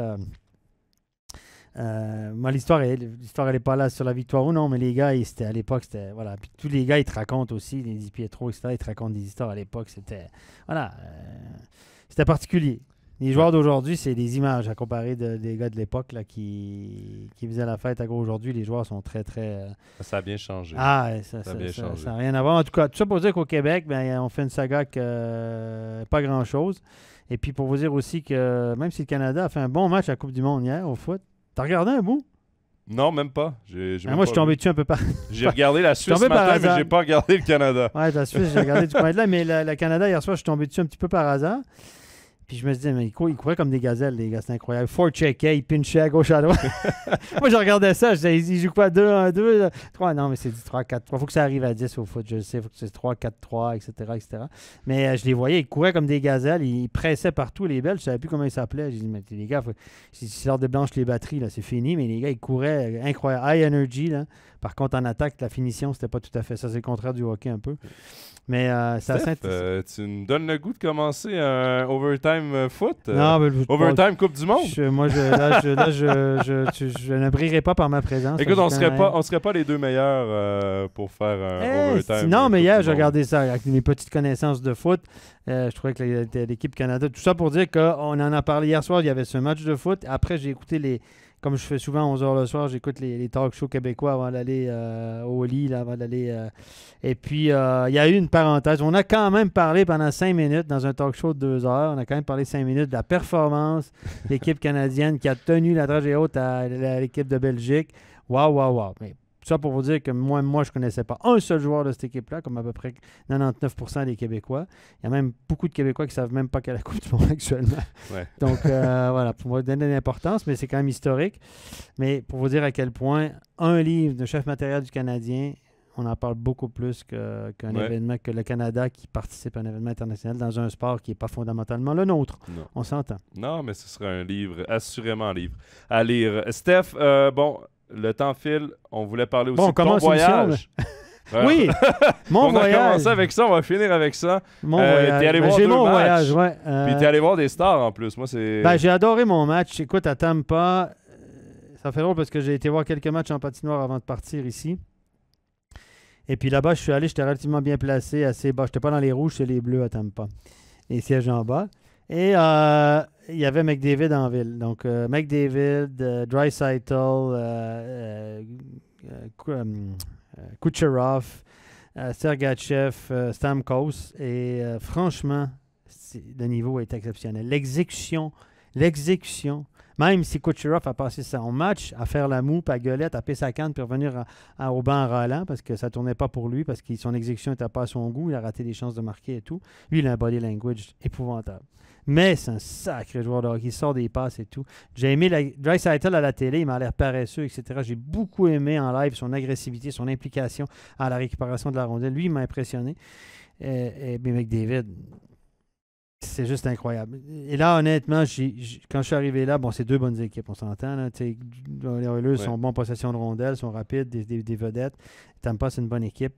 Et là, j'ai vu la différence de niveau. Là, avec tout le respect que j'ai pour le hockey suisse, et Dieu sait que je l'apprécie, le hockey suisse, et que je le vante, et je pense qu'on a un super championnat. Ça, c'est un autre niveau. Là, c'est drôle. C'est la première chose que j'ai dite aussi à mon père quand le match a commencé du Canadien. J'ai dit la vitesse d'exécution. C'est incroyable. Puis c'est l'exécution, la qualité de l'exécution. Là. Wow! Tu vois très peu de déchets. Les passes sont tape to tape. Ils ne sont pas tape to tape, les gars les récupèrent, ils reviennent sur la canne. Tout a l'air facile. À la fin du match, il y a eu un 6 contre 5 de Tampa. Ils ont eu 3-4 grosses chances de marquer. Le puck s'est promené. Tu avais Edman d'un côté, Stamkos, puis Kucherov sur le one-timer. Braden Point devant la cage. Wow! Non, mais sérieusement, tu dis ping, tic, tic. Le puck arrivait, il repartait aussi vite et tout. Puis McDavid, c'est Flash McQueen, là, c'est pas possible. Non, mais il vient. Moi, je le trouvais floater. Quand je le voyais à la télé, je trouvais qu'il flottait un peu. Ouais. Mais je l'ai vu beaucoup impliqué défensivement. Il est venu aider beaucoup ses défenseurs derrière la ligne de but de défense. Et il pique des rondelles au gars, puis il part avec. Il part comme une balle de fusil. Il récupère le puck derrière la cage. Il coupe devant le goal. Il part. Première passe, ping. À chaque fois qu'il est sur la glace, tu dis « Wow! » Tu as l'impression que l'autre équipe est en panique. Là. Il chope un puck arrêté à la ligne rouge. Il challenge le défenseur à un contre un, réussit à le contourner. Il faut le faire. Là. Ça prend une explosivité, mais il est exceptionnel. Moi, je me souviens de Wayne Gretzky que j'ai vu jouer en live souvent. C'était mon idole, Wayne Gretzky. Mario Lemieux un peu moins, mais j'aimais Mario. Mais Mario, c'est parce qu'il était très grand. Il avait un avantage physique que Gretzky n'avait pas. Mais Gretzky était... incroyable. Autre style de joueur, peut-être moins explosif, mais fabricant de jeu. Mais là, McDavid, pour moi, c'est presque la même au niveau du spectacle qu'il donne à lui tout seul. C'est une autre planète. Puis j'ai beaucoup aimé l'ambiance à Tampa, dans la patinoire, le show d'avant-match. Il se passe quelque chose. Pour dire que tu es dans le sud des États-Unis, il faisait pas beau ce soir-là parce qu'il y avait la tempête qui arrivait et tout, c'était plein là-dedans. J'ai beaucoup aimé... cette espèce de feeling de hockey à Tampa. Deux bonnes équipes, on a eu un bon match de hockey. Là, franchement, je suis sorti de là enchanté. Je me dis, waouh, ça faisait longtemps que je n'étais pas allé dans la NHL. Puis j'avais oublié à quel point c'était relevé. Le lendemain, c'était en Floride, 3 heures de route, 3 heures et demie de route plus tard. C'était contre la Caroline, un match. Évidemment, il y avait 5-6 000 personnes, comme toujours, en Floride. Tout le monde descend. Pourtant, il y a une grosse Caroline, équipe. Floride, c'est près géographiquement et c'est deux grosses équipes. Oui, tout à fait. Même si la Floride est à un difficile début. C'est différent un peu parce que tu sens que c'est pas naturel comme ambiance de. Ça n'a jamais été naturel dans le sud de la Floride comme ambiance de hockey. C'est un bon match. Caroline n'était pas dans un bon soir, ça ne rentrait pas. Ils étaient meilleure équipe sur la glace, mais ils ont perdu. Mais j'ai beaucoup aimé. La Caroline reste une bonne équipe pour moi. Puis les Panthers, c'est pas mal. Donc j'ai eu de la chance. Je suis tombé sur des bonnes équipes.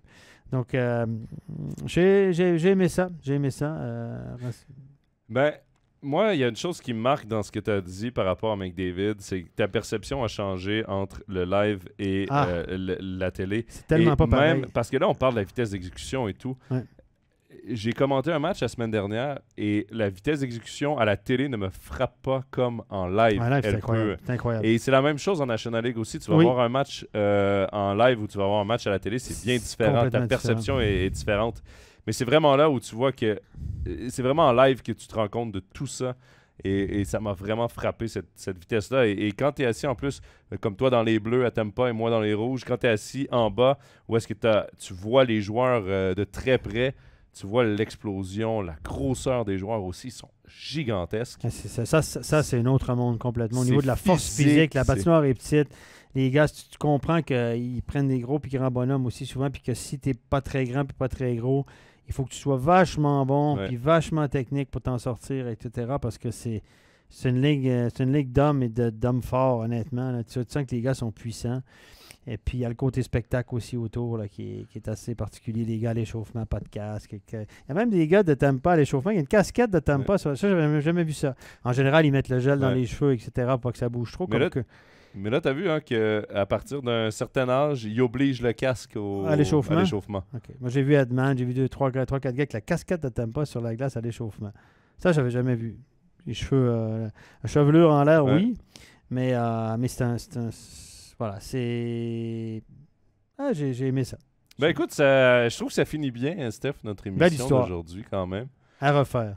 Donc, j'attendrai pas par contre qu'on retourne voir un match avant de refaire un overtime NHL parce que ça peut prendre encore un petit bout. Bon, moi je vais retourner peut-être en février, je sais pas encore, mais sinon évidemment, dès que la saison est finie ici, je vais aller suivre les playoffs juniors en Amérique du Nord. Ça, c'est sûr. Peut-être un petit voyage éclair en février, mais c'est pas sûr. Mais je suis pas sûr que je vais aller voir les Canadiens de Montréal. On verra. C'est trop cher. C'est hors budget pour moi. Moi, je vais dans les petits marchés en Floride, c'est moins cher. Merci à tous d'avoir été avec nous pour ce 4e Overtime NHL de la saison. On se donne rendez-vous dans quelques semaines pour un nouvel épisode. Merci à tous d'avoir participé en grand nombre. Je vous rappelle également, pour ceux qui n'ont pas réussi à tout voir l'épisode, qu'il est en rediffusion sur YouTube, Facebook, SoundCloud, Apple Podcast et Spotify dès ce soir ou demain matin. Steph, merci beaucoup. Et là, on te retrouve, Steph, déjà demain en studio pour la National League. Demain et samedi, parce que samedi, évidemment, on fait des studios traditionnels. Hein? J'y serai d'ailleurs samedi. C'est toi qui anime samedi. Serge Pelletier sera avec nous, un trio de Québécois. Et s'il n'y en a pas au Canadien de Montréal, il y en a à MySports. On va faire la polémique, évidemment, mais c'est un hasard. Là, voilà, donc c'est, voilà. Et puis demain soir, évidemment, il y a le studio aussi demain. Oui.